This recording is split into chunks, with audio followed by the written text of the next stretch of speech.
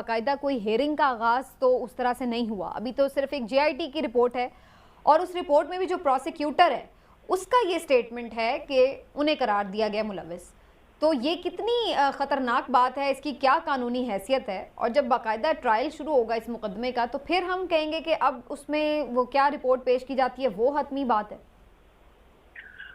सुमिना, इसमें दो तीन बातें जो कानूनी लिहाज से इम्पोर्टेंट है वो ये है कि एक तो प्रोसिक्यूशन का केस जो है वो अदालत में जाना है और अदालत ने सिर्फ जो जेआईटी की जो ओपिनियन है सिर्फ उसको नहीं देखना है, उसके साथ जो एविडेंस है वो देखने हैं और क्या एविडेंस लगाए गए हैं या उनमें क्या चीज जो है कितनी सदाकत है, वो कितनी ठोस शवाहिद की बुनियाद के ऊपर ये चालान मुरतब होता है, ये प्रोसिक्यूशन अपना केस जो है वो करती है। देखा अमूमन ये गया है पाकिस्तान में कि जो हुकूमत वक्त होती है वो प्रोसिक्यूशन करती है और वो ज्यादा वो नॉर्मली जो है वो बनती है उसके ऊपर ख्वाहिशात के ऊपर और दबाव के ऊपर। तो इस किस्म की जो बातें हैं फिर बाद में, इसलिए आपने देखा ना कि कभी भी किसी जो सियासत क्योंकि मुलव्वस हो जाती है मुकदमों में तो किसी भी मुकदमे का हतमी नतीजा नहीं निकलता। इस वक्त जो ये बातें कहना कि वो चेयरमैन पीटीआई जो है वो शामिल थे या नहीं शामिल थे, इसकी बुनियाद तो शवाहिद पे होगी और अदालतों की में जब मामला जाएगा ये टाइम टेकिंग है।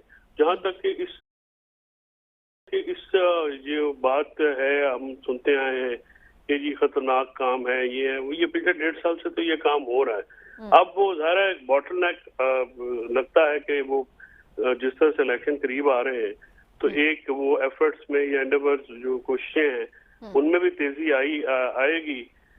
जो वो खुद भी कहते हैं चेयरमैन पीटीआई कि वो उनको डिस्क्वालीफाई करने के लिए इलेक्शन से टेक्निकली नॉकआउट करने के लिए ये सारा जो है ये तो मामला पिछले 1 साल से है। कह रहे हैं कि मुझे गिरफ्तार भी करना है, मुझे नाअहल भी करना है। नहीं तो फिर हुकूमत भी तो ये कह रही है, रोज भी तो वो भी तो ये कहते हैं 10 प्रेस कॉन्फ्रेंसें होती हैं कि जी ये हो गया, हम अब ये कर रहे हैं, अब खतरनाक टाइम शुरू हो गया, हमारे पास शवाहिद आ गए, लेकिन बेल तो मंडे नहीं चढ़ी है। 200 से ज्यादा केस तो हो गए उनके ऊपर, लेकिन किसी की भी केस में अब क्या पेशरफ्त हुई है वो तो अभी तक तो नहीं हुई। लेकिन आपकी असेसमेंट क्या है चौधरी साहब, इसकी वजह क्या है? जो बेल आपने कहा मंडे नहीं चढ़ रही, उसकी वजह क्या कमजोर शवाहिद हैं या फिर इसकी वजह यह है कि जानबूझकर ही उन्हें अभी तक ढील दिए रखी गई है? नहीं, ढील तो मेरे ख्याल में उनकी नहीं दी गई। देखिए ना, अब कितने अरसे से उनका तो नाम भी टीवी पे लेना जो है अब से है और उनसे बात भी नहीं की जा सकती उनके बारे में, ना ही उनका कोई मौकफ जो है वो मेन स्ट्रीम मीडिया पे आ सकता है। इस हद तक तो सख्ती है, लेकिन इसके बावजूद अगर केसेस जो है वो सब्सटैंशियल नहीं होंगे, मतलब इसमें जो ज्यादा केस है, अगर दिन में आप 16 40 एफआईआरों में मशवरे या बैटमेंट की बुनियाद पे किसी को शामिल करेंगे तो फिर उस पर ज़्यादा शकूक शुबात तो आते हैं।